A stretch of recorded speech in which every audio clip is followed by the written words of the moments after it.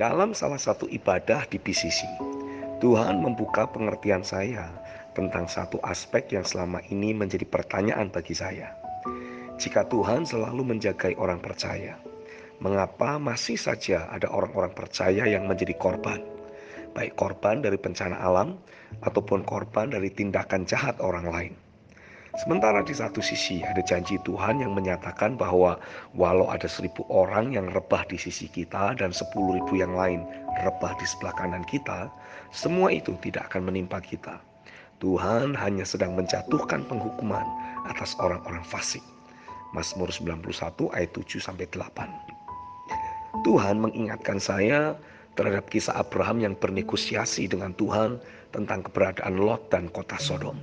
Kejadian 18 ayat 22-32. Dari kisah tersebut, Roh Kudus mengajarkan beberapa prinsip penting. Yang pertama, orang-orang percaya akan terus terjagai selama ada orang benar yang berdoa atau bersyafaat baginya. Sesungguhnya melalui doa-doa Abraham, Tuhan sudah menegaskan bahwa Sodom akan diampuni jika saja minimal ada 10 orang benar di sana. Kerinduan hati Tuhan adalah terjadinya pertobatan atas hidup orang fasik tersebut. Yesaya 55 ayat yang ke-7. Demikian pula dengan Lot dan keluarganya. Melalui doa-doa Abraham, malaikat Tuhan yang sudah bersiap menjatuhkan penghukuman atas Sodom, jadi menunda penghukuman tersebut sampai Lot ada di tempat aman. Kejadian 19 ayat 12-22. Saya meyakini hal yang sama akan terus terjadi di masa kita sekarang ini. Jadi teruslah berdoa atau mendoakan anggota keluarga dan orang-orang yang kita kenal. Meski akan ada banyak kegoncangan yang disebabkan karena berbagai bencana, Tuhan akan selalu menjaga atau meluputkan orang percaya yang di-cover dalam doa oleh orang-orang benar. Paulus menegaskan untuk kita terus berdoa dalam bahasa roh secara berkesinambungan, karena tanpa kita sadari, sesungguhnya kita sedang berdoa bagi orang-orang kudus yang lain. Efesus 6 ayat 18, Roma 8 ayat 26-27. Menerima pemahaman ini, saya meminta kepada Bapa agar Dia terus mencurahkan roh doa kepada setiap kita sebagai bagian dari keluarga rohani yang sedang Tuhan bangkitkan. Biarlah melalui pekerjaannya roh doa yang bakal menggerakkan kita untuk bisa saling mendoakan, akan tercipta perisai atau pelindung rohani yang akan terus menjagai kita dari berbagai bahaya atau pengaruh kegoncangan yang terjadi akibat datangnya penghukuman Tuhan atas orang-orang fasik. Yang kedua, orang percaya akan ikut mengalami penghukuman terhadap orang fasik karena orang percaya tersebut tinggal di tengah orang-orang fasik atau terus memiliki keterhubungan dengan orang fasik. Daud pernah menaikkan satu doa di hadapan Tuhan. Dalam Mazmur 28 ayat yang ketiga, Alkitab mengatakan, "Janganlah menyeret aku bersama-sama dengan orang fasik, ataupun dengan orang yang melakukan kejahatan, yang ramah dengan teman-temannya, tapi yang hatinya penuh kejahatan."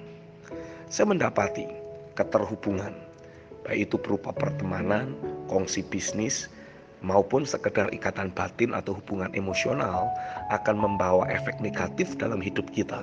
Karena ketika penghukuman atas orang-orang fasik terjadi, hal tersebut sedikit banyak pasti akan ikut mempengaruhi kehidupan kita juga. Keterhubungan yang Lot miliki dengan penduduk kota Sodom ternyata telah merusak kehidupan rohani keluarganya. Hati istri Lot jadi tertambat pada kota Sodom. Kejadian 19 ayat 26. Kedua anak Lot berlaku dursila terhadap ayahnya sendiri. Kejadian 19 ayat 30-38. Dibutuhkan sikap hati yang tegas seperti Daud yang dituliskan dalam Mazmur 26 ayat 4-7. Aku tidak duduk dengan penipu, dan dengan orang munafik aku tidak bergaul. Aku benci kepada perkumpulan orang yang berbuat jahat, dan dengan orang fasik aku tidak duduk. Aku membasuh tanganku tanda tak bersalah. Tidak mau ikut campur, tidak mau tahu, atau sama sekali tidak mau ikut terlibat. Lalu berjalan mengelilingi mezbahmu ya Tuhan, sambil memperdengarkan nyanyian syukur dengan nyaring dan menceritakan segala perbuatanmu yang ajaib. Yang ketiga, Orang percaya jadi ikut mengalami penghukuman yang Tuhan tujukan kepada orang-orang fasik, karena orang percaya tersebut sudah jadi ikut berlaku fasik. Alkitab menegaskan bahwa jika dasar-dasar orang benar dihancurkan, maka tidak ada lagi yang bisa dilakukan oleh orang benar tersebut. Mazmur 11 ayat 2-3. Pergaulan yang buruk, bergaul dengan orang-orang fasik, akan merusak kebiasaan yang baik, dasar keyakinan yang selama ini dimiliki oleh orang benar. 1 Korintus 15 ayat 33. Sehingga akhirnya orang benar tersebut jadi merasa cemburu dan berkeinginan untuk mengikuti jalan hidup orang fasik tersebut. Mazmur 73 ayat 1-20. Ketika orang benar jadi berlaku fasik, hidup di jalan orang fasik, otomatis arahan apapun yang Roh Kudus sampaikan tidak akan bisa mereka dengarkan lagi. Di saat seseorang tidak lagi bisa menerima arahan atau suara Tuhan, tidak ada lagi perlindungan ilahi atas hidupnya. Amin.